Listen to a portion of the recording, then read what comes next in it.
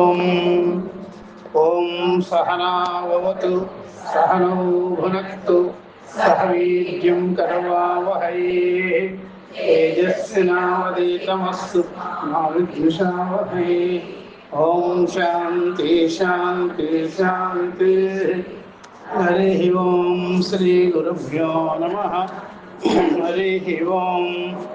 ఓం శృతిస్మృతిపురాణానాం ఆలయం కరుణాలయం నమామి భగవత్పాదం శంకరం లోకశంకరం శంకరం శంకరాచార్యం కేశవం బాదరాయణం సూత్రభాష్యకృతౌ వందే భగవంతో పునః పునః. ఈశ్వరో గురురాత్మేతి మూర్తిభేద విభాగిని వ్యోమవద్వ్యాప్తదేహాయ దక్షిణామూర్తయే నమః. సర్వాత్మదర్శనం తద్వత్ ద్వైతబుద్ధినిరాసనం సిద్ధిః. తస్మై శ్రీ గురవే నమః. బ్రహ్మానందం పరమసుపదం కేవలం జ్ఞానమూర్తిం కరుణాతీతం కరసదశం విలక్ష్యం ఏకం నిత్యం విమలమచలం సర్వధీ సాక్షిభూతం భావాతీతం త్రిపురరహితం సద్గురుం తన్నమామి.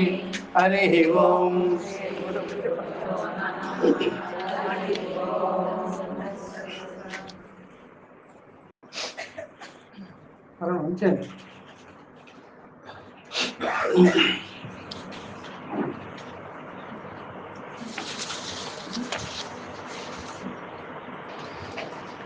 అమృత బిందూపనిషత్తు ఇది. దానిలో మనము 11 శ్లోకాలు అయిన తర్వాత 12వ శ్లోకానికి వచ్చాం.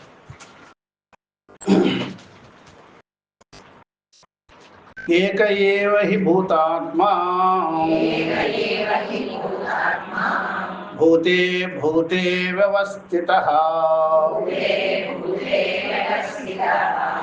ఏకదా బహుధా చైవ దృశ్యతే జలచంద్రవత్. ఏక ఏవ హి భూతాత్మా భూతే భూతే వ్యవస్థితః ఏకధా బహుధా చైవ దృశ్యతే జలచంద్రవత్. కాబట్టి ఈ ప్రకారంగా ఈ అనేక ఆత్మలు అనే మాట తప్పు. అనేక ఆత్మలు అనేది లేనే లేదు. ఏక ఏవ ఆత్మ. ఇప్పుడు ఏమవుతుందంటే జీవ బ్రహ్మలు అనేటువంటి డిఫరెన్స్ ఉంది కదా, భేదము, అది లేదు. జీవ బ్రహ్మలు అనే మాట తప్పు. జీవ బ్రహ్మలు అనే మాట లేదు. ఒకే ఆత్మ. రెండు లేదు, అనేకము లేదు. రెండు లేదు, అనేకము లేదు. ఈ యొక్క మాటలోనే ఎంత సూక్ష్మత, ఎంత రహస్యం ఉందో కనుక్కుంటేనే అర్థమైంది. ఒకే ఆత్మ అన్నప్పుడు మీరు ఏం సాధన చేస్తారు? సాధనా సాధ్యములు లేవు, గమ్య గమనాలు లేవు. గమ్య లేవు, గమ్యమో గమనమో లేని ఆ విధంగానే లక్ష్యములు కూడా లేవు. లక్షణమో లక్ష్యమో లేదు. రెండు లేదు కదా. అప్పుడు రెండు లేదంటే మీరు దేన్ని పొందాలి? ఎవరిని పొందాలి? ఎక్కడ పొందాలి? అప్పుడేమవుతుంది? కాలము లేదు, దేశము లేదు, వస్తువు లేనే లేదు. అప్పుడు మీరు నేను బ్రహ్మమును పొందాను, పరమాత్మను పొందాను, పరమాత్మను చేరుకున్నాను అనే మాట కూడా లేదు. లేదు. మరి ఇవన్నీ అనేకత్వం అనేది, ద్వైతం అనేటువంటిది అవన్నీ తప్పు, అది కరెక్ట్ కాదు అని తీసివేయడం తప్ప దాన్ని చేరుకోవాలి అనే మాట లేదు. దాన్ని చేరుకోవాలి, పరమాత్మను చేరుకోవాలి, పరమాత్మను పొందాలి, భగవంతుని పొందాలి అనే మాట లేదు. ఇక అవన్నీ అదంతా అజ్ఞాన విషయం, భేదమే లేదు. అందుకని భేదమే లేదు అని మనం వినాలి, కానీ పరమాత్మను పొందాలి అని మనం వినకూడదు. పొందేదానికి ఎక్కడుంది? అందువల్ల నేనెవరో అని తెలుసుకోవాలి, అంతేగాని నేనేదో చేసి పొందాలి అనే మాట లేదు. అందుకని ఎవరైనా సరే మనసుకి పని చెప్పే పని లేదు, ఇంద్రియాలకు పని చెప్పే పని లేదు, కర్మేంద్రియాలకు పని చెప్పే పని లేదు, మనసుకి పని చెప్పే పని లేదు. సరే, యతోవాచో నివర్తంతే అప్రాప్య మనసా సహా. ఎక్కడి వరకు అయితే వాక్కు మనసు వెళ్ళి విషయం చేసుకోక వెనుక తిరుగుతున్నాయో అదే వెనక్కి వచ్చేస్తుంది. అందుకనే నా తత్ర చక్షుర్ గచ్చతి నవా గచ్చతి నో మనో న విద్మహ అని చెప్పేసి అక్కడ చక్షువులు వెళ్ళదు అరూపత్వాత్. నా చక్షుర్ గచ్చతి నా వాక్ గచ్చతి, వాక్ వెళ్ళదు, అది కొండ కాదు, చెట్టు కాదు చెప్పేదండి. సరేనా? మనం గచ్చతి, మన అక్కడ సంకల్పాలు చేసేదానికి వీలు దీంట్లోనే మనకు అర్థమవుతుంది.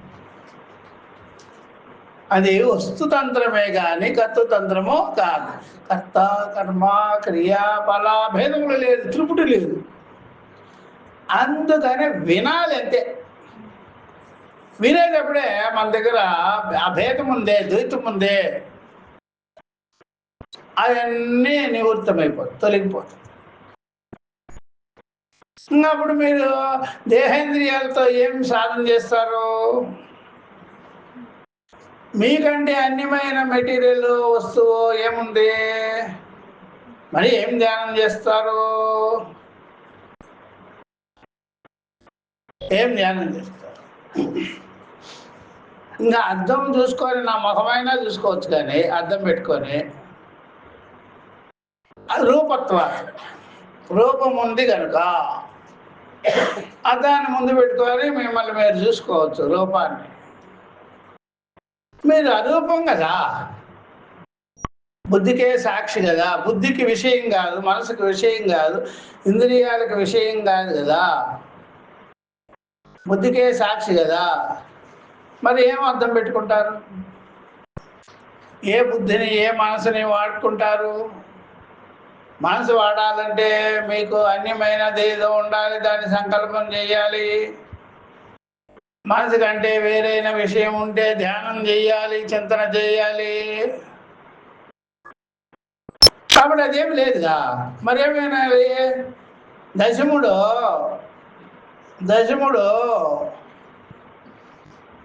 అర్థంలో చూసుకుంటాడు.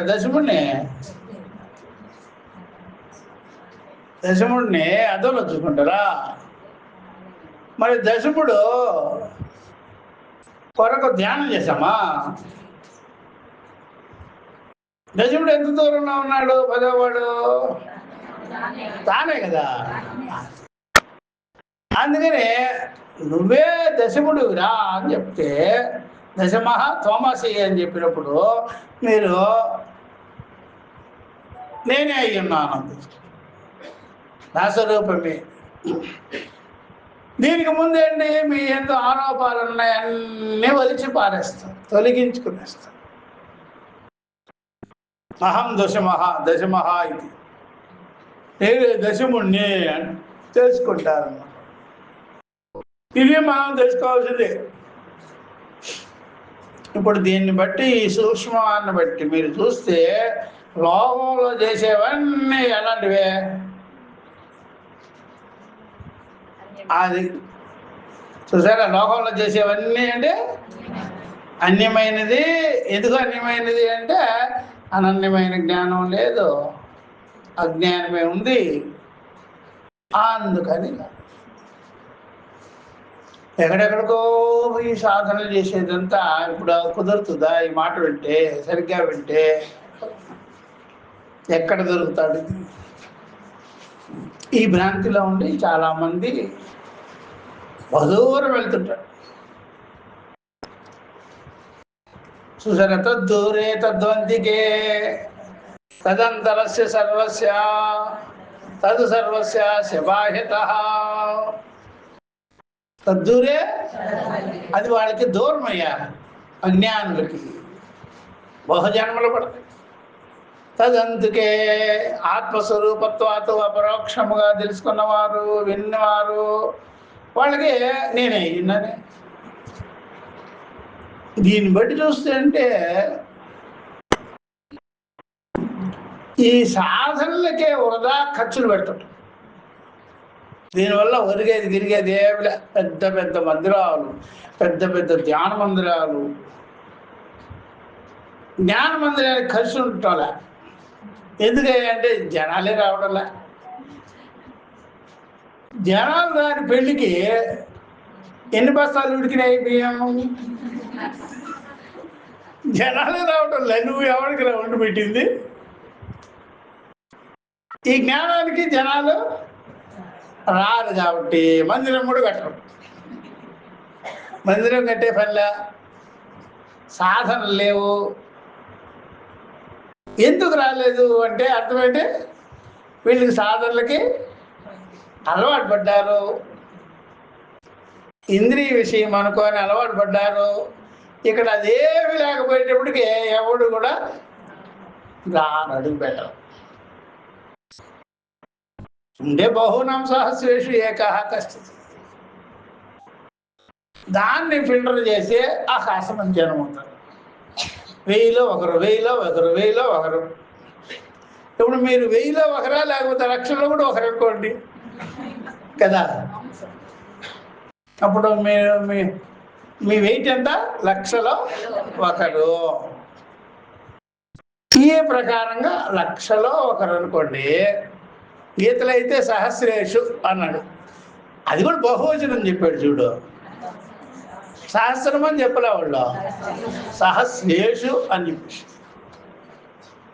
వేలలో అంటే 1,00,000 తీసుకోండి, 1,00,000 తీసుకోండి, 1,00,000కి ఒక్కడు. అప్పుడు మీరు అర్థమైందా? ఆ కృష్ణుడు దుర్యోధనుడికి వరం ఇచ్చినట్లు, కృష్ణుడు దుర్యోధనుడికి వరం ఇచ్చాడు, అర్జునుడికి వరం ఇచ్చాడు. దుర్యోధనుడు ఏం చేశాడు? 1,00,000 మందితో సమానం నువ్వు నాకు అన్నాడు.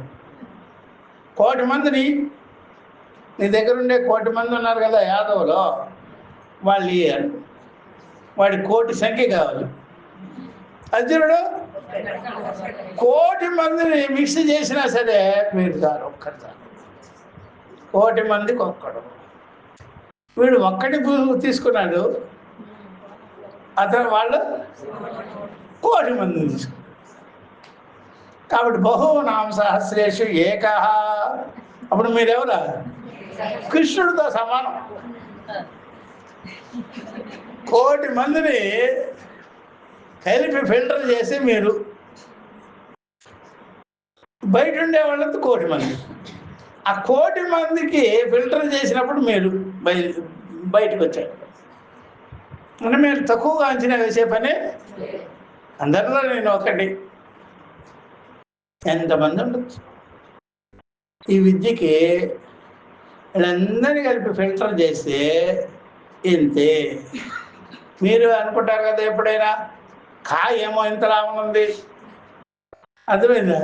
జ్యూస్ తీసి ఇంతే వచ్చింది స్వామి, ఈ జ్యూస్ మీరంతా ఎవరు? జ్యూస్ సారం. అప్పుడు కృష్ణుడు సారం, అర్థమైందా? అప్పుడు ఈ కౌరవులంతా అసారం, పిప్పి తీసి పడేది. ఆ పిప్పిని పట్టుకొని పెట్టేవాడు. ఏం చేసుకుంటారు ఆ పిప్పి? అందుకనే ఎందుకు ఇట్లా అంటే అది సిద్ధమైన విషయం కదా, అది నువ్వైన విషయం కదా. అది మీ ఊర్లో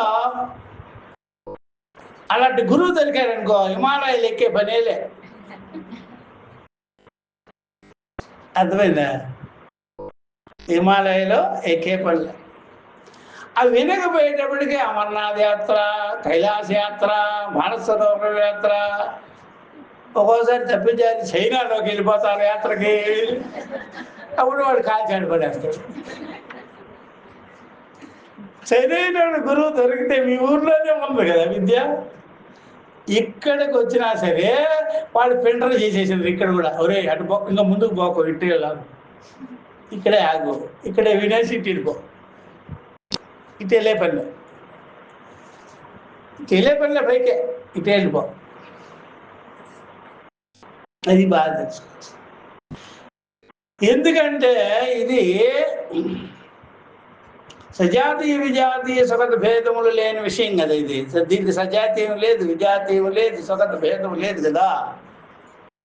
దానికి తనకంటే అన్యమైనది లేదు కాబట్టి నీ కంటికి కానీ, కంటితో కానీ, మనసుతో కానీ, ఇంద్రియాలతో కానీ చేసేది ఏమీ లేనే.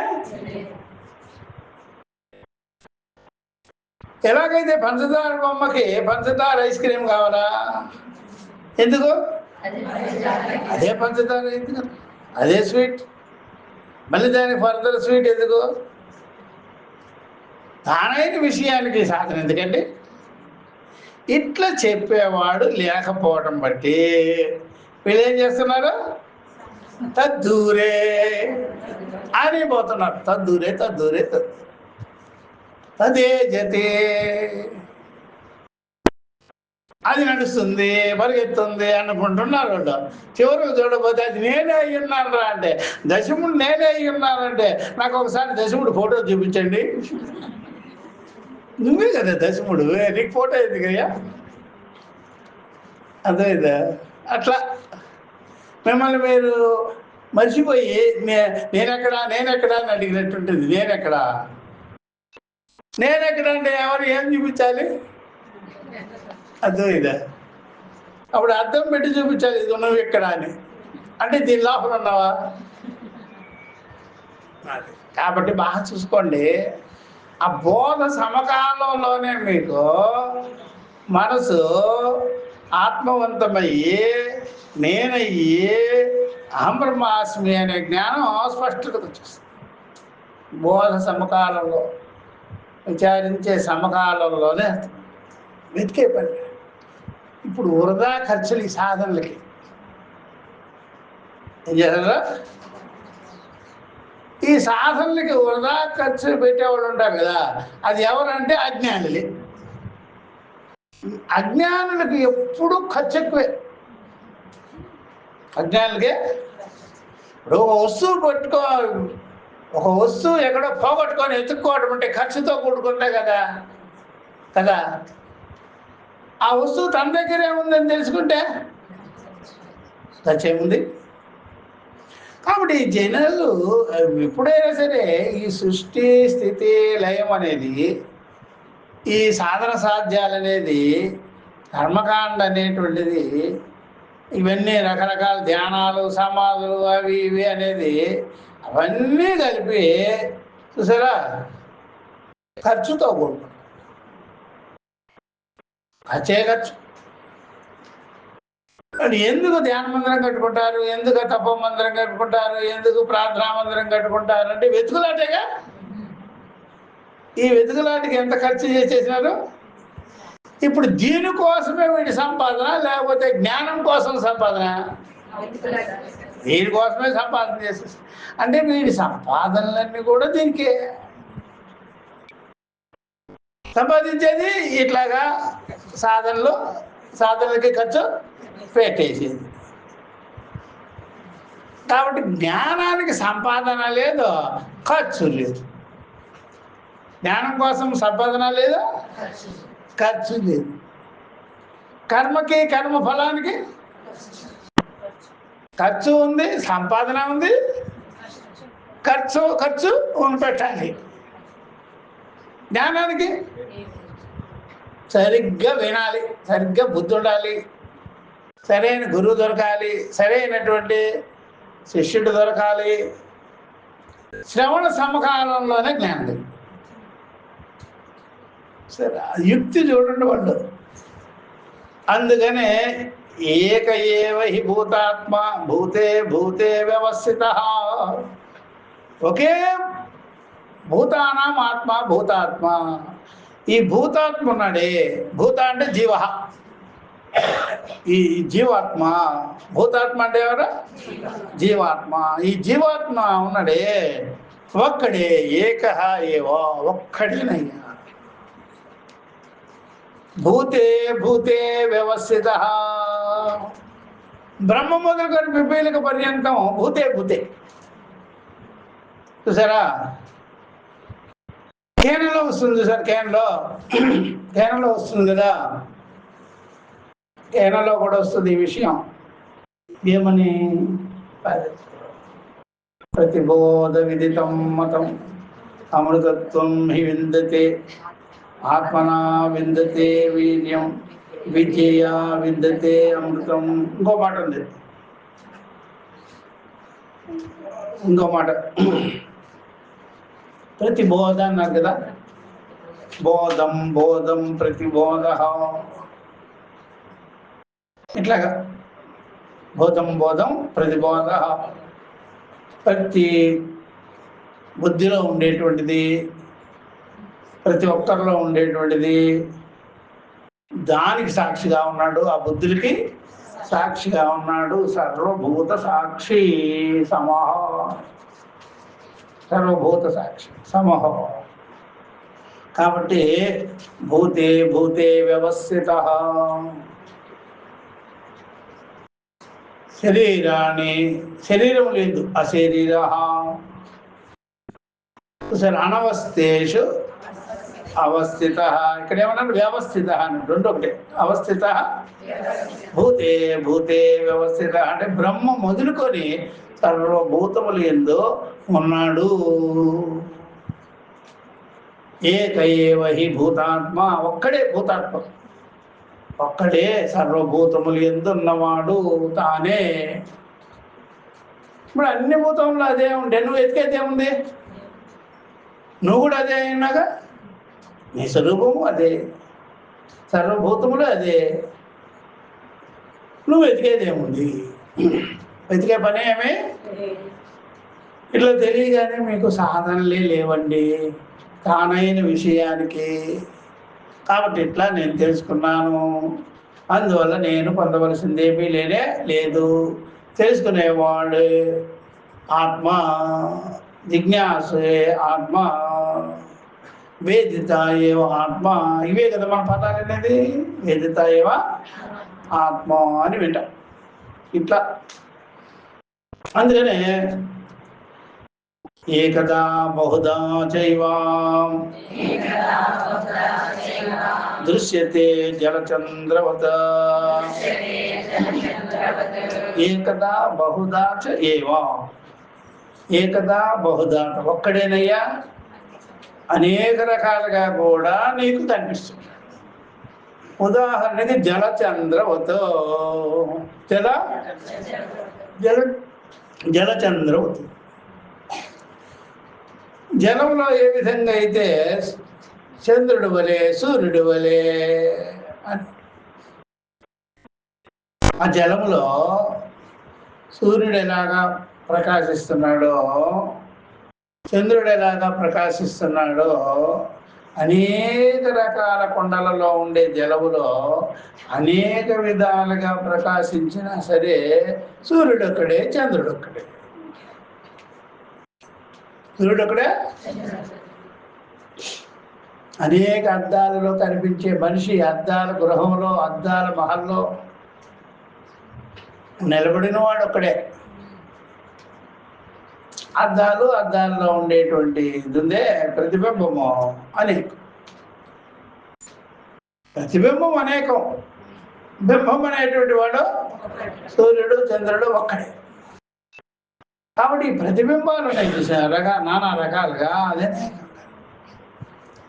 కాబట్టి బ్రహ్మ మొదలుకొని పిపీలిక పర్యంతం కనిపించేవన్నీ కూడా అనేకం ఉందే, దానిలో ఏకమైన వాడే యథా సూర్య చంద్ర, సూర్యుడిలాగా చంద్రుడిలాగా. అప్పుడు మేము తెలుసుకున్నట్లయితే ఒక్కడేనయ్యా అంటే ఆ జీవేశ్వర భేదం పోయింది. బ్రహ్మము ఆత్మ అనేది పోయింది, ఆత్మ పరమాత్మ అనేది పోయింది. ఈ విధంగా మీకు అర్థం కాగానే దేవుడు పోయి దేవుళ్ళో కలుస్తాడు, దేవుడు పోయి పరమాత్మలో కలుస్తాడు అనే మాట కరెక్ట్ కాదు, తప్పు సిద్ధాంతం ఇది. రెండవదిగా లేడుగా అది. ఈ విషయం తెలియగానే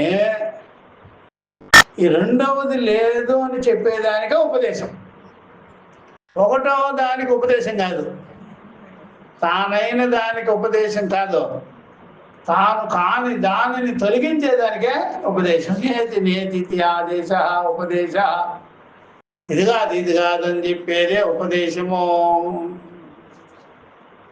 ఇది అని చెప్పేదానికి ఉపదేశం లేదు, ఇది అని చెప్పేదానికి ఉపదేశం లేదో, టీచింగ్ లేదో, ఇది కాదు అది ఇది కాదని చెప్పేదానికే ఉంది. కాబట్టి ఉపదేశం అంతా ఎలా ఉంటుంది, ఇది కాదు ఇది కాదు, నేతి నేతి అని ఉంటుంది. అదే ఉపదేశం యొక్క సారం. ఇది ఇది అనేది కానీ కాదు, అంటే నీకంటే అన్యమైనది తొలగించటంలోనే టీచింగ్, నువ్వు పొందేదానికి టీచింగ్ ఏమే లేదు. అది బాగా తెలుసుకోవచ్చు.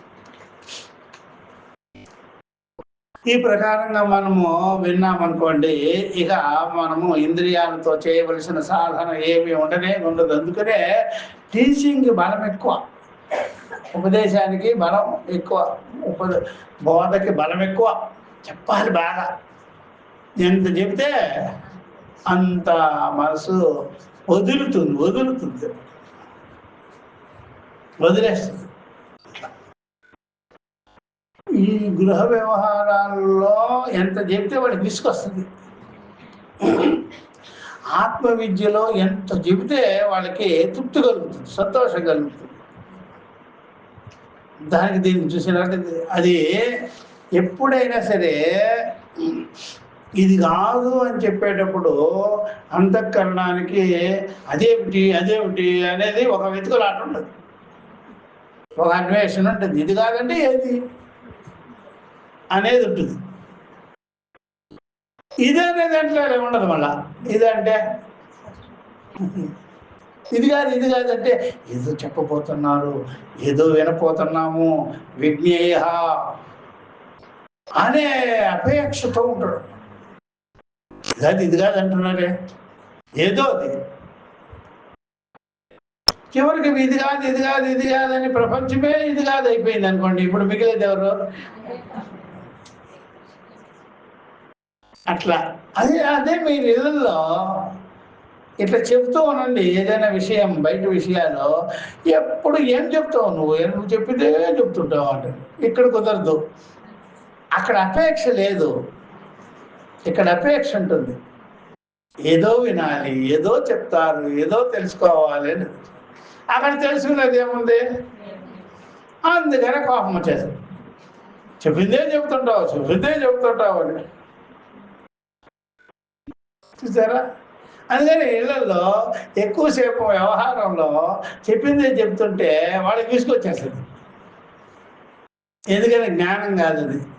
ఇంద్రియాలకి ఎప్పుడైనా సరే సాధన సాధ్యాలు ఏదైనా చెయ్యాలని చెప్పామనుకోండి, ఇంద్రియాలకి కష్టం వచ్చేస్తుంది, మనసుకి దానికి. ఇప్పుడు ఇలా చెప్పడం వల్ల ఏమవుతుందంటే మనసుకి ఏదో ఒక రకము అపేక్ష బయలుదేరింది, జిజ్ఞాస, ఏదో చెప్తారు. అందుకని మనసు ఓపిక చేసుకొని వేదాంత విద్య వింటుంది. అంతేనా? అదే మీరు ఇంట్లో ఇలా చెప్తూ ఉన్నారు అనుకోండి, మీరేమంటారు?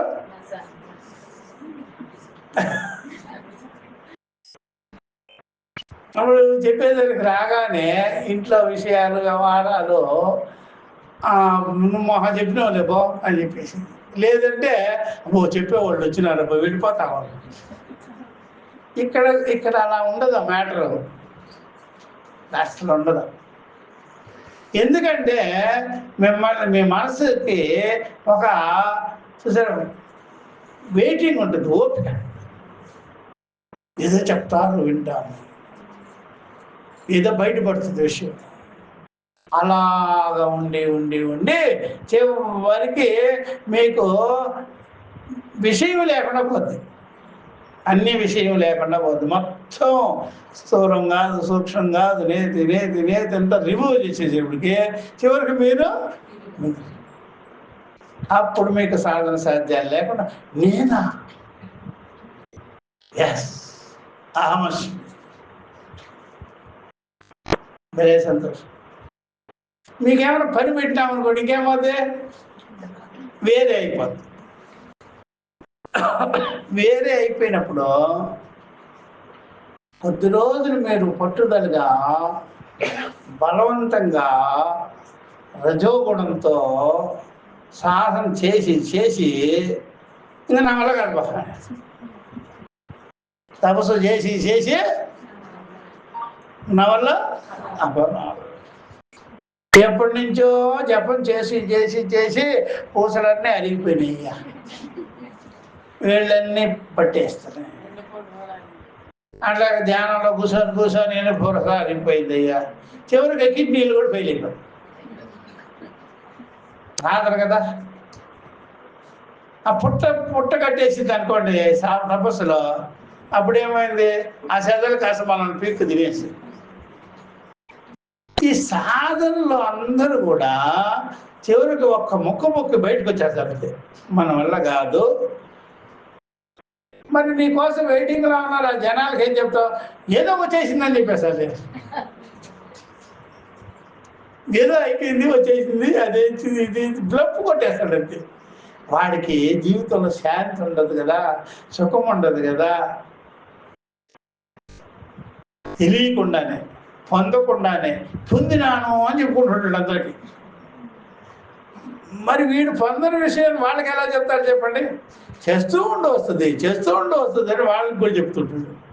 అలా చేస్తూ ఉండు సరా, ఆహ్రా రాత్రి మగడు చేస్తూనే ఉండు. ఇంకోటి ఏమంటే డీప్ మెడిటేషన్ వాడు చెప్తుంటాడు. డీప్ అంటే ఏం డీప్ అంటే సముద్ర డీపా, ఏం డీపో చెప్పరాదు. ఇట్లాగే కాలక్షేపం కబుర్లు చెప్పుకుంటూ ఉంటారు. వినేవాడికి చెప్పేవాడికి ఇద్దరు సాటిస్ఫాక్షన్ ఉండదు, దాంట్లో పట్టు ఉండదన్నమాట, ఇద్దరు ప్లప్పే. అది అధ్యాత్మవేత్త గురువు అయితే చక్కగా తోమాడు వదిలిపెడతారు, ఏమి కాకుండా నువ్వు కాదా. ఈయనకు ఉండే ప్రసన్నత ఉంది, తానయి ఇదంతా అయ్యి పరమాత్మ కంటే అన్యమైన విషయం లేదురా, నువ్వు అయ్యి ఉన్నావురా అని చెప్పే దానిలో ఎంత సంతోషము, ఎంత ఆనందము, పరమానందం ఉంటుందో ఈ సాధన సాధ్యాలు అనుకుంటేనే అప్పుడు దీనంగా ఉంటాడు. పైకేమో ఏదో పొందినట్టుగా వేదనానుభవం చెప్తుంటాడు, లోపలికేమో ఏం లేదు. అర్థమైందా? అందుకని ఆ శ్లోకంలో చూస్తుంటే ఒక్కడేనయ్యా ఉండేది, ఏకః ఏవ హి భూతాత్మ భూతే భూతే వ్యవస్థిత. ఆయనే ఏకదా బహుదా, ఒక్కటేనయ్యా, నానా రకాలుగా కనిపిస్తుంది, నానా రకాలుగా నీకు తోస్తుంటాడు సర్వభూతములలో. ఇంకెక్కడో పరలోకంలో లాగా అదంతా కూడా జలములో కనిపించే సూర్యచంద్రాల వలె వేరయ్యా. అప్పుడు సూర్యుడు జలంలో ఉంటాడా లేకపోతే వేరుగా ఉంటాడు? జలానికి ఒక్కడా లేకపోతే రెండా? జలాల్లో ఎంత కనిపించాడు? చాలా కనిపించాడు, నానా రకాలు. జలంలో నానా రకాలు కనిపిస్తున్నాడు సూర్యుడు, చంద్రుడు. ఆయన ఉండేది మాత్రం ఇంతమంది సూర్యులు ఎక్కడున్నారు, ఇంతమంది చంద్రులు ఎక్కడున్నారు, ఇంతమంది లేదు, ఒకడే ఉండేది. ఇది అనమాట. దృశ్యతే జలచంద్రవతో. ఈ విషయం కానీ తెలుసుకున్నట్లయితే మీకు ఏమనిపిస్తుంది, ఏం సాధన చేయాలి, ఏం పొందాలి, ఏమిట్రా అనేది తెలుసు. అందుకని గురుముఖంగా విని తెలుసుకొని జీవితాన్ని జీవించాలి. కానీ సాధనల వల్ల ఏమి లేదు. జీవితాలు భంగపడిపోతాయి. భంగమే. నిన్ననే తీసుకో, సంతృప్తి అనేది కనిపిస్తుంది. చేసుకుంటూనే ఉంటావు, చేసుకుంటూనే. నువ్వే సాధన చేస్తుంటే వాళ్ళకి ఏం చెప్తావయ్యా నువ్వు? చెప్ప. ఇప్పుడు చెప్పండి, ఇప్పుడు మీకు ఏమైనా సరే ఇంద్రియాలు కదిపేదానికి వీలుందా? కర్మేంద్రియాలు కదపగలరా? జ్ఞానేంద్రియాలు కదపలేరు, అంతఃకరణాన్ని కూడా కదపలేరు. కాబట్టి కాలం అవసరం లేదు, దేశం అవసరం లేదు. చూసారా ఏమైనారు? నాకంటే వేరుగా లేదు దశమ, నేనే దశముండి. కాబట్టి ఇప్పుడు లోకంలో జరిగే విషయాలన్నీ ఉంటుందే ఊరికే చేసుకుంటున్నాడు. టైం పాస్, కాలక్షేపం అంతే. పొందేది మాత్రం ఏముండదు. నేను అదే చేసుకోండి. అట్లా ఎన్నో అర్థాలు చేసుకొని లోకంలో భలే సాటిస్ఫాక్షన్ అయిపోతుంటారు, ఎన్నో చేస్తుంటారు. కొన్ని విషయాలు చూస్తుంటే దృష్టాంతాలతో భలే తమాషగా ఉంటుంది. మేము ఏకాదశి వ్రతం స్వామి ఉంటుంది. ఏకాదశి వ్రతం అంటే ఏం చెప్పు చూద్దాం. 10 ఇంద్రియాలు అంతఃకరణము, ఇది దీంట్లోనే ఉంటాం స్వామి మేము. దీన్ని పరిశీలన చేయడమే, దీన్నే ఏం విచారం చేస్తున్నావు అన్నప్పుడు ఏకాదశి వ్రతం స్వామి. ఏమిటి ఏకాదశి అంటే 10 ఇంద్రియాలు అంతఃకరణము. అర్థమైందా? దీనిలో ఎవరు దుక్కు ఎవరు దృశ్యమో. చివరికి ఏకాదశి వ్రతం వల్ల నీకేం తెలియంది అంటే ఈ చూసారా, ఈ 11 ఉంది, 10 ఇంద్రియాలు అంతఃకరణము, తత్సాక్షియ, దానికి నేను సాక్షిగా. దీనికి మనం ఏం తినాలి చెప్పండి? ఉప్మానా, ఇడ్లీనా, అరటిపండ్ల, ఏం తినాలి? ఇది ఈ అర్థం తీసుకెళ్ళి అటు పెట్టేది, తిండిలో పెట్టేది. అర్థమైందా? తత్వార్థం తీసుకెళ్ళి తిండిలోకి. అర్థమైందా? అందుకని ఏకాదశి అంటే అర్థం చెప్పు. దీనికే వాళ్ళు అటు పెట్టారు. ఏమని? ఏకాదశి 10 ఇంద్రియాలు అంతఃకరణ. దీనిలో ఎవరున్నారు దృక్కుగా? ఆ దృక్కు దీనికి విలక్షణమా సలక్షణమా? చూసారా, విలక్షణమైనప్పుడు ఆ దృక్కు వల్ల ఈ యొక్క దృశ్యమైనటువంటి ఏకాదశి ఉందా? లేకపోతే ఆ దృక్కుని తెలుసుకున్నప్పుడు ఏకాదశి ఉంటుందా? దృక్కుని తెలిసినప్పుడు వీటిలో ఉండేవన్నీ దృక్కేనండి. దృక్కు వ్యాప్తం, దృగేనా వ్యాప్తం. ఆ దృక్కు చేత వ్యాప్తమైందండి ఈ సమస్తము. ఈ 10 ఇంద్రియాలు అంతఃకరణము అని మీరు తెలియగానే ఈ విచారం ఉంది. దీన్ని ఏకాదశి వ్రతం అంటారు. ఏకాదశి వ్రతం అంటే ఇదే. దీనికి మనం బయట అర్థాలు ఎన్నెన్నెన్నో పెట్టేసుకోవాలి ఇట్లాగా.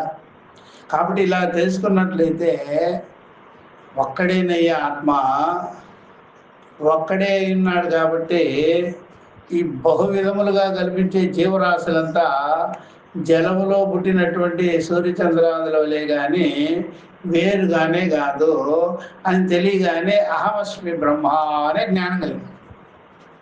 నేనే, నాకంటే అన్ని మీద ఇది రెండవదిలేనే లేదు. పాస్ అయిపోయా. ఇప్పుడు చెప్తున్నారు చూడండి ఈ శ్లోకం, 13వ శ్లోకం. ఘట సంవృతమాకాశం నియమానే ఘటే యథా ఘటో నీయేత నాకాశః తద్వజ్జీవో నభోపమాః ఘట సంవృతమాకాశం నియమానే ఘటే యథా ఘటో నీయేత నాకాశః తద్వజ్జీవో నభోపమః ఘట సంవృతం ఆకాశం నియమానే ఘటే ఘటే యథా కొండలో ఉండేటువంటి ఆకాశం ఏదైతే ఉందో కొండాకాశము అంటారు. ఘటంలో ఉండే ఆకాశాన్ని ఏమంటారు? ఘటాకాశము. ఆ కొండ చలించినప్పుడు ఆకాశం కూడా చలించినట్టు భావిస్తారు. ఎందుకు ఈ మాట చెప్పారో తెలుసా?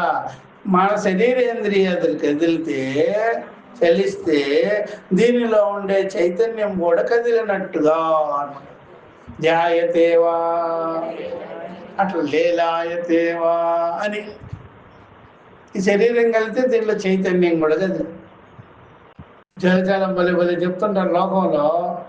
చూసారా ఏమని అంటే చెలిస్తే జీవుడు, చెల్లించకపోతే శివుడు అని. ఏం మాట తెలుసా? చెల్లించినట్లయితే జీవుడు అంట, చెల్లించకపోతే అంటే మనం చెల్లించకుండా అయిపోవాలంటే ఐసులో పెట్టేయాలి, మనం బిగుసుకోవాలి మొత్తం.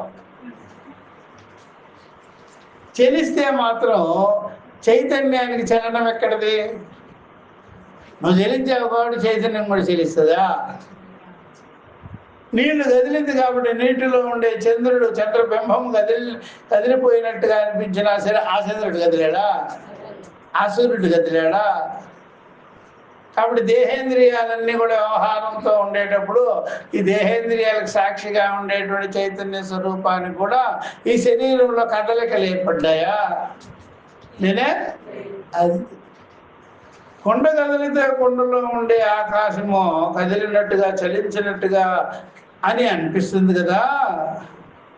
అది అలాగే జీవాకాశము కూడా మనిషి కదిలితే కదిలినట్టు జీవుడిలో ఉండేటువంటి చిదాత్మ కూడా, జీవుడు కర్మేంద్రియాలు జ్ఞానేంద్రియాలు మన కదిపినప్పుడు కదలటం అనేది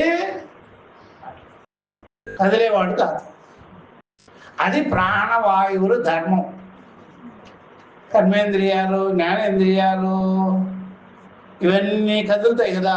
ఇది ఇదేం ధర్మము? ప్రాణవాయువుల ధర్మము. అంతేగాని చైతన్య ధర్మంగానే కాదు. అట్లా అట్లేం కదలనే కదా. చాలామంది అంటారు నా మనసు అటు వెళ్ళింది ఇటు వెళ్ళింది అంటే, అటు వెళ్ళిన మనసు ఒకవేళ మనసు వెళ్ళిపోయింది అనుకోండి, మళ్ళీ ఇక్కడికి రావాల్సిన పనిలే. మళ్ళీ ఎందుకు వచ్చింది? అక్కడికి వెళ్ళిందండి నా మనసు, ఇక్కడికి వెళ్ళింది. అక్కడ ఇక్కడ అనేటువంటిది ఇక్కడే కల్పించుకుంటుంది. అదే ఎక్కడ? తనలోనే కల్పించేసుకుంటుంది. మొత్తం అండపిండ బ్రహ్మాండాలని కూడా తనలో కల్పించేసుకుంటుంది. అప్పుడు మనసు చాలా పెద్దదా చిన్నదా? పెద్ద. అది అణువుగానే ఉంది, మహాన్గానే ఉంది. అంతఃకరణలో చూస్తే అణువులాగా ఉంది అది. దాని వ్యవహారం చూస్తే, దాని సంకల్పాలు చూస్తే అనంతముగాను ఉంది. మరి అట్లాంటప్పుడు మీరు బాగా తెలుసుకోవాల్సి, మనసు ఎక్కడికి పోయింది? ఎక్కడికి పోనే మీరు ఎక్కడెక్కడ ఉంటున్నారో అది తనలోనే పెట్టుకుంది. భూమి ఆకాశాలన్నీ తనలోనే కల్పించుకుంటుంది. ఇంత కల్పనాశక్తి మనసులో ఉంది కాబట్టి ఆ కల్పించే దానికి ఆధారం చైతన్యమే. చైతన్యమే ఆధారంగా ఉంది అన్ని కల్పనలకు కూడా. ఈ విషయం మనకు తెలిసినట్లయితే మనసు కదలికలని ఆపుకోవలసిన పని లేదు, ఆపవలసిన పని లేనే లేదు. కదలి వేదాంతంలో మనసును కదలకుండా పెట్టుకోండి. అండ్రోడ్లో కదిలే మనసును చూడండి అంటారు. కదిలే మనసుని చూడండి. నా చిత్తం కదిలిపోతుంది, ఏం కదలదు. ఎన్ని ఇంట్లో వస్తువులు ఉన్నాయో అన్ని విషయాలని ఇది సంకల్పం చేస్తుంది, ఉన్న చోటే ఉంది. అయినా సరే దానికి ఏమి ఇబ్బంది లేదు. ఎందుకని అట్లా బాగా తెలుసుకోవాలి. ఎప్పుడైనా రిలయన్స్ వాడు కానీ, ఇంకెవడైనా అంబానీ కానీ, ఇంకెవడైనా అదాని కానీ ఎక్కడ పడితే వాడు వ్యాపారాలన్నీ చేసుకుంటున్నాడు కదా. అట్లాగా మీ ఇంట్లో చిన్న వ్యాపారం చేసుకునేవాడు 4 రకాల షాపులు తెలిసినారంటే మీ ఇంట్లో ఏమంటారు, రే నీకు ఎందుకురా ఈ షాపే చేయలేకపోతున్నావు అంటారు. అప్పుడు అదాని అంబానీని అడగండి, ఎందుకే అన్ని షాపులు తెరుస్తావు, దేశాలన్నీ కూడా పోర్ట్లన్నీ నువ్వు నీ స్వాధీనంలోనే ఉంది అంటాడా ఎవరన్నా? ఓహో, వాడికి ఎంత బలమో, వాడు చేసేవాళ్ళు ఎంతమంది ఉన్నారు, బతికేవాళ్ళు ఎంత ఉన్నారో వాడిని ఆధారం చేసుకొని. వాడికి కష్టమా, మన వాళ్ళకి కష్టమా? ఇంట్లో 4 పని మనుషులు పెట్టుకున్నారంటే ఇంట్లో గోల అయిపోద్ది.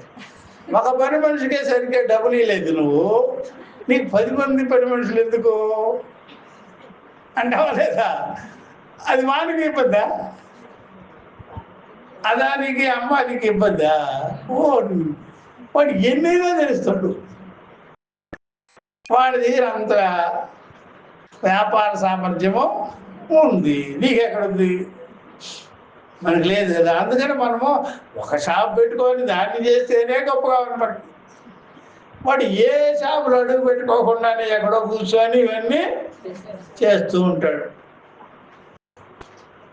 అట్లాగే చైతన్యము చూసారా, దాని సత్తాలో ఉండే మనసు అనంతమైనటువంటి ప్రపంచాన్ని తనలో కల్పించుకుంటుంది. దానికి ఏమాత్రం ఇబ్బంది లేదు.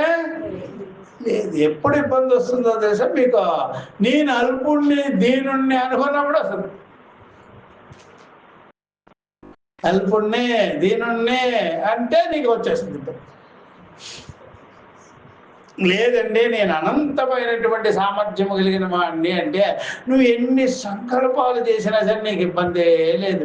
అందువల్ల యోగికి ఇబ్బంది కాని సంకల్పాలు చేయడంలో జ్ఞానికి ఇబ్బంది లేనే. జ్ఞాని ఇబ్బంది పడ్డా ఎన్ని సంకల్పాలు చేసినా సరే వాడు ఆ సంకల్పాలకు సాక్షిగా ఉంటాడు. అదే యోగి కానీ సాధకుడు కానీ ధ్యాని కానీ సంకల్పాలు చేస్తే వాడికి మనసు విక్షేపం చెందుతుంది. ఎన్ని సంకల్పాలు వాడు చేయలేడనమాట. అందుకని సంకల్పాలు వాడు ఏం చేస్తుంటాడు, ఒకటి ఫిల్టర్ చేసేసి తగ్గించుకొని నిస్సంకల్పం చేసేస్తాడు. మరి మీరు నిస్సంకల్పం అన్నారు కదా, సంకల్పాలన్నీ తీసేయాలి కదా అంటే ఆత్మ యందు సంకల్పాలతో చేస్తున్నాడు అని అర్థం. దీనిలో తన ఆత్మ యందు తన దృక్కు యందు ఈ సంకల్పాలంతా కూడా తోసిపడేస్తున్నాడు. చివరికి ఏమైపోయింది? సంకల్పాలన్నీ ఆత్మ విలీనమైపోయింది, ఆత్మవంతమైపోయింది. యోగి మనసులోనే పెట్టుకుంటాడు కాబట్టి సంకల్పాలు, ఆత్మ అనేది మనకు అర్థం కాదు కాబట్టి ఆ మనసు విక్షేపానికి గురవుతుంది. యోగికి జ్ఞానికి ఉండే వ్యత్యాసము అది. వాడికి ఎన్ని సంకల్పాలున్నా సరే, భావనలు ఎన్నున్నా సరే స్థితప్రజ్ఞుడే. అదే సాధకుడు సంసారి ఉంటాడు కదా, అతని సంకల్పాలు కానీ వస్తే ఆ చిత్తం అంతా ఏమైపోయింది. అందుకని కంట్రోల్ అంటుంది. మనసులో ఏ రకమైనటువంటి సంకల్పాలు చేయకుండా ఉండాలి అని ఎన్నో రకాలు చేస్తుంటాడు. అయినా సరే వాని చిత్తానికి విక్షేపం కలుగుతూనే ఉంటాడు. ఎందుకంటే తాను అల్పుడుగా భావించేసినాడు కదా. అల్పుడు ఇన్ని సంకల్పాలు చేయలేడు, భరించలేడు. చిన్న వ్యాపారస్తుడు 10 వ్యాపారాలు చేయలేడు వాడు వల్ల కాదు. మీరే చెప్తున్నారు కానీ నేను చేయలేక మానుకుంటున్నాను స్వామి అని అంటున్నారా లేదా? మేము చేయలేమన్నా. ఆ మాట ఆ పెద్ద వ్యాపారస్తుని అనమని చూద్దాం. నువ్వు నాకు అమ్మేరా, నేనే పెడతాను అది కూడా అంటాడు. వాడు అన్ని కంపెనీలు కొనేదానికి వాడు ఉంటాడు, వీడు కంపెనీలని మేనేజ్ చేయలేక వదిలిపారేస్తాడు. వ్యత్యాసం. అందుకనే అహం పూర్ణ అహం బ్రహ్మ అని బుద్ధికి సాక్షిగా నిలబడిన వాడు బుద్ధిలో లేచేటువంటి సంకల్పాలకు సాక్షిగా ఉన్నవాడు కాబట్టి వానికి బుద్ధి సంకల్పాల వల్ల వచ్చినటువంటి హాని ఏమీ లేనే ఏమి లేదు. అవి వస్తుంటాయి పోతుంటాయి. ఆగమా అపాయినో అనిత్యా తాం తితిక్షస్వ భారత. ఈ విషయం మీరు కనుక్కున్నప్పుడు, తెలుసుకున్నప్పుడు అర్థమైతే గృహంలో ఎన్ని వ్యవహారాలు వచ్చినా సరే మీరు అదేం చేయలేదు. నన్ను వస్తుండే పోతుంటుంది, నేనేం పట్టించుకోవాల్సిన పని లేదు, అవే వస్తుంటాయి పోతుంటాయి అని దానికి మీరు సాక్షిగా ఉంటారు. లేకపోతే మీరు ఈ ప్రకారంగా నా బుర్రంతా పాడైపోయిందండి, ఎలా అయిపోయింది, ఇలా అయిపోయింది. ఎందుకంటే సంకల్పాలు గట్టిగా పట్టుకున్న వాడికే ఇబ్బంది. సంకల్పాలు తేలిగ్గా ఆగమాపాయిగా గుర్తించిన వాడికి ఎటువంటి ఇబ్బంది లేదు. ఆ స్టాక్ అయి ఉండే కదా సంకల్పాలు సంచిత రూపంలో, అంటే పట్టుకున్నాడు. ఆగమాపాయం తెలుసుకున్నాడు కదా వాడికి, శుభ్రంగా శుద్ధమైపోయింది. అంతఃకరణం శుద్ధాంతఃకరణం అంటుంది. ఆగమాపాయిగా గుర్తించిన వాడేమో శుద్ధాంతఃకరణం అంటారు. ఆ సంకల్పాలను మాటిమాటికి ధ్యానించి స్మరించి పెట్టుకొని ఉన్నవాడికి ఏమైపోతుంది? విక్షేపం అయిపోతుంది. విక్షేపం.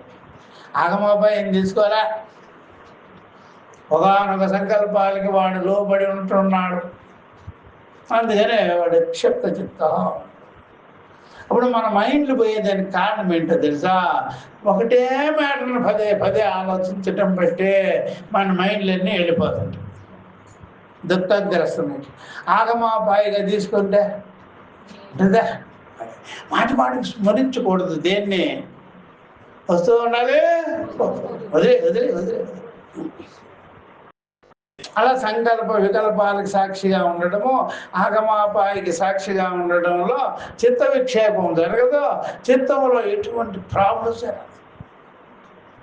నువ్వు అనేక సంకల్పాలు చేసుకో, తప్పు, అనేక సంకల్పాలు చేసుకో. కానీ పదే ఒక సంకల్పాన్ని ధ్యానిస్తూ కూర్చున్నావా? ఇప్పుడు 10 రకాల సంకల్పాలను ధ్యానించవచ్చా? ఒక్క రకమైన సంకల్పాన్ని ధ్యానించవచ్చా? ధ్యానించాలంటే ఒకటి ఉండాలా, 10 సంకల్పాలు ఉండాలా? ఒకటే. అనేకం ఉంటే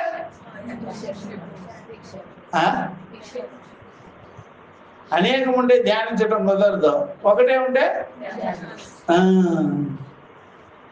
మీకు మళ్ళీ దృష్టాంతం కూడా కావాలి కదా. 10 మంది కన్న తల్లి ఉంటుంది కదా, ఒక బిడ్డనే సంకలు వేసుకొని ఉంటుందో, అసలు వేసుకోదు కూడా, కింద పడేస్తుంది, ఆడుకుంటారులే వాళ్ళే. ఈ ఒక బిడ్డ ఉండే తల్లి ఉంటుంది, దీంతో పాదే కదా స్వామి చేయలేకపోతున్నా అంటే ఒకటి 10 మంది వాళ్ళు చూడు, అది అక్కడ వదిలేసేసింది, అనుకుంటాడులే వాడే. అర్థమైందా? అందుకే మీరు కండ్రు. మీరు పిల్లల్ని కనాలంటే మదాలస చరిత్రనే విను, లేదంటే మన పూర్వీకులు తాతలైనా గుర్తు చేసుకో.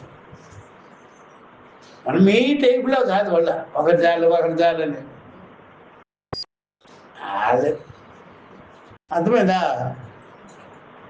వాళ్ళు సేవ చేసేవాడు. ఆ ప్రజాపతి బ్రహ్మానికి సేవకులు వీళ్ళంతా ఎక్కువ కంటే.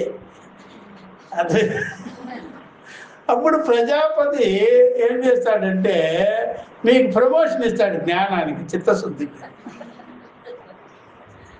మీరు ఒకరొకరు కలుగుకొని కూర్చుంటే ప్రజాపతి గొళ్ళు మంట. నా సంసారాన్ని నువ్వు పెంచకుండా చేసినారా మీరు అని. ఈ వేదాంగములన్నీ ఎవరన్నా చదివేదే ఒకరినొకరిని కొనుక్కుంటే 10 మందిని కన్నావా, ఓ నలుగురిని బయట సన్యాసులుగా చేసావా, జ్ఞానులుగా చేసావా, ఈ ఒకరిని కనుక్కున్నావు, ఇదిగో పెట్టుకొని కూర్చున్నావు, వ్యాపారంలో ఇరికిచ్చేసినావంటే. అర్థమైందా? అందుకే 10 మంది కన్న తల్లికి అసలు సంకలో పెట్టుంటే ఒట్టు ఆడుకుంటారులే వాళ్ళే. ఈ ఒక్కరికన్నీ దాన్ని ఇబ్బంది. మొత్తం 10 చూసారా, 10 ఇన్నర్ వేర్స్ ఉండేవాడు, ఒక్క ఇన్నర్ వేర్ పెట్టుకునేవాడు. దీన్ని ఏమంటారు? కౌపీనం. ఒక కౌపీనం ఉండేటువంటి సాధువు ఉన్నాడే, వాడు ముట్టుకుంటాడు, ఆరేసుకుంటాడు, చూసుకుంటూ ఉంటాడు ధ్యానం, ఎవరు పట్టుకోపోకుండా. ఈ 10 గోపీనాలు ఉండేవాడు ఒకటి పోతే పోనే. అర్థమైందా? 10 ఫ్యాక్టరీలు ఉండేవాడు, ఏం దిగులు, ఒక ఫ్యాక్టరీ కాలిపోయినా పర్వాలేదు బాబాయ్ అనుకుంటాడు, నాకు ఇన్సూరెన్స్ ఉంది అన్నీ వచ్చేస్తాయి బాబు. ఈ ఒక ఫ్యాక్టరీ పెట్టుకొని ఊగుతుంటాడే, అయ్యో నా బతుకు బండారం అయింది. ఒక ఫ్యాక్టరీ కదా, ఒక లంగోటి కదా, నూడిపోయాడు. 10 ఉండేవాడు పాత పని అట్లా అనమాట. కాబట్టి ఈ ఒకటి అంటే అర్థం పడతాం లేదు. ఒక బ్రహ్మము కావచ్చు, ఒక జీవుడు మాత్రం కాదు, ఒక సంసారం కాదు, అనేక మంది ఉండొచ్చు. బ్రహ్మ మొదలుగా విభేలిక పర్యంతం అందే ఉండొచ్చు, పరమాత్మ అక్కడే. అదేనమాట. అందుకనే ఈ ఒక్కడు అనేవాడు ఉన్నారే, ఒక సంకల్పాలతో కూడుకుని వాడి విక్షేపంగా అయిపోతాడు. కాబట్టి అనేక సంకల్పాలకి నేను సాక్షిగా ఉన్నాను అనేవాడు ఆ సంకల్పాల్ని ఆగమాపాయిగా తెలుసుకుంటాడు. కాబట్టి అనిత్యముగా తెలుసుకుంటాడు. కాబట్టి చిత్తాన్ని అలాగా వ్యాపకంగా శక్తివంతముగా పెట్టుకుంటాడు. అందుకని వాడికి చిత్త దోషాలు రావు, మనోదోషాలు రావు, హాయిగా ఉంటాడు. అందుకనే కదలకుండా చేసినారనుకోండి మీరు సంకల్పాన్ని, చంద్రుడు కానీ సూర్యుడిని కానీ, కదలకుండా ఉంటుందయ్యా ఆత్మ కూడా, చైతన్యం కూడా అనుకుంటారే, అది స్తోత్రం. మీరు కదిపినా సరే ఆలోచనల్ని, సంకల్పాల్ని, దానికి సాక్షిగా ఉండేవాడు కదలనే. మీరు ఎంత ధ్యానం చేయండి, ధ్యానానికి కూడా ప్రకాశం పరమాత్మ. ధ్యానం చేసినా తప్పు లేదు, ఆ ధ్యానానికి ఆయన సాక్షి. కర్మ చేసినా తప్పు లేదు, ఆ కర్మలకి ఆయన అకర్మ, అకర్త. ఇట్లా తెలుసుకోవాలి. అంతేగానే మనోనిగ్రహం ఆలోచన లేకుండా చేసుకోవాలి, ఏమి లేకుండా చేసుకోవాలి, పనులు లేకుండా చేసుకోవాలి అనకూడదు. కాబట్టి ఎందుకయ్యా అంటే ఆ సాక్షి స్వరూపుడైన పరమాత్మ ఉన్నాడే, చైతన్య స్వరూపుడు, ఆయనే అప్పుడు సనాతనుడు, ఆయనే సత్తు. ఆకాశం వలె ఆయన చలించేవాడు కానీ అంతేకాదు కదా, ధ్రువం, స్థిరమైనటువంటి వాడు. అందుకనే మనసు కదిలినా తప్పు లేదు, కర్మేంద్రియాలతో పనిచేసినా తప్పు లేదు, ఎన్ని రకాల ఆలోచనలు చేసినా తప్పు లేదు, ఎన్ని రకాల సంకల్పాలు చేసినా తప్పు లేదు. మీరు సాక్షిగా ఉండడం అనేది తెలుసుకొని ఉండాలి. నేను సాక్షి అదే కరెక్ట్, ఏది కరెక్ట్, ఇట్లా అనమాట. ఇప్పుడు రేపు 14వ శ్లోకం నుంచి చెప్పుకుంటాం. ఎంతవరకు? స్వస్తి. ఓం సహనా భవతు, సహనో భునక్తు, సహ వీర్యం కరవావహై, తేజస్వినావధీతమస్తు మా విద్విషావహై. ఓం శాంతి శాంతి శాంతి. హరి ఓం. శ్రీ గురుభ్యో నమః. హరి ఓం. తత్సతు.